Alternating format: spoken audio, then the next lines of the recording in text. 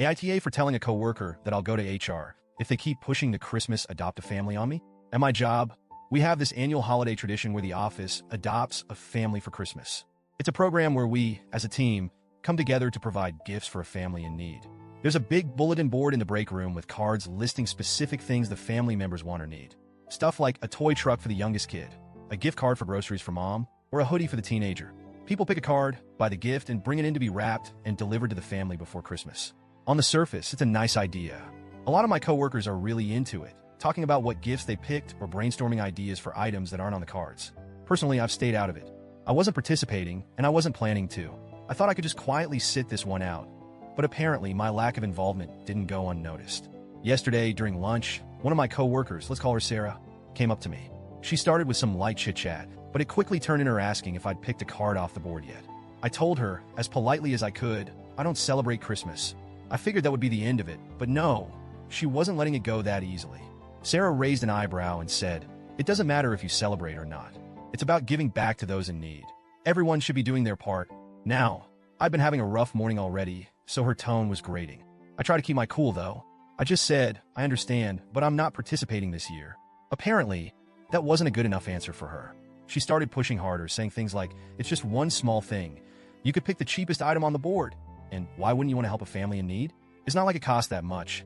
She even threw in a guilt trip about how we're so lucky to have what we do, and it's selfish not to give back. At this point, I was done, but I didn't want to lose my temper, so I tried to deflect.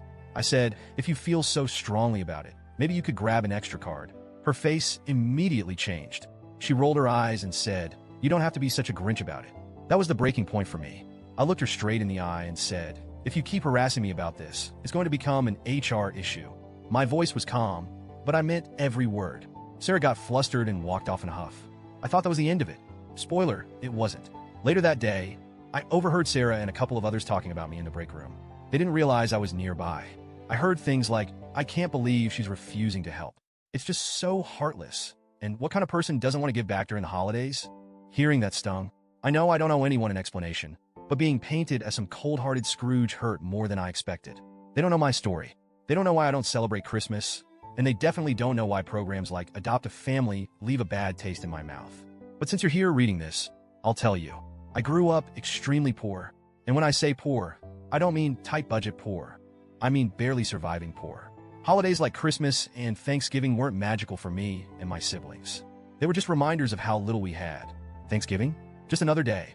We couldn't afford turkey or fancy sides, so dinner was whatever cheap food we had on hand. Sometimes, we'd get dragged to a relative's house where they'd have a feast, but that wasn't much better.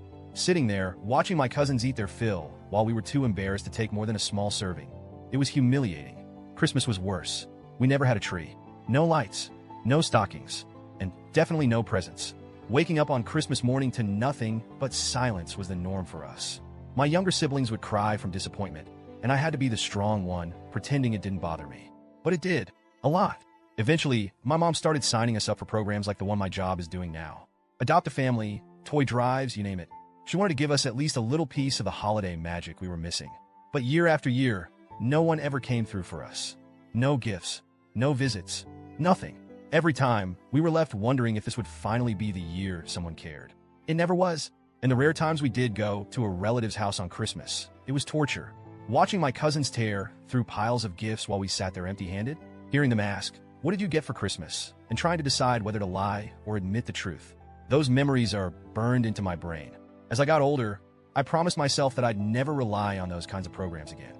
No one cared about my family back then, so why should I care now? It might sound harsh, but that's the reality I grew up with, and it shaped how I view the world. My priority now is making sure my family never has to feel that kind of hurt again. My nieces and nephews, they'll never wake up to an empty Christmas. They'll never feel the way we did. That's where my energy and money go, not to strangers on a bulletin board. After hearing Sarah and the others gossiping about me, I felt this wave of anger and sadness. They don't know me. They don't know my story, but they're so quick to judge.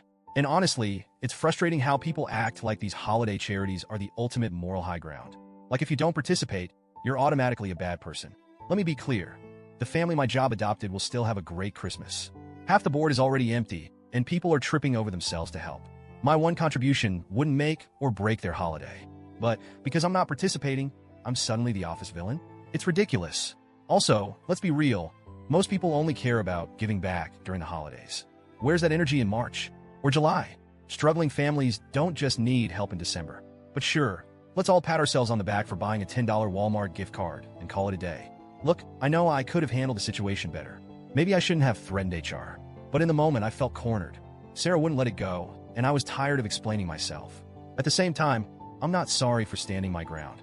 People need to understand that not everyone celebrates Christmas, and not everyone has the same relationship with these kinds of programs. It's not their place to judge or pressure others into participating. If someone wants to help, great, but if they don't, for whatever reason, that choice should be respected. So yeah, let me know. Am I the jerk here? Or do I have a point?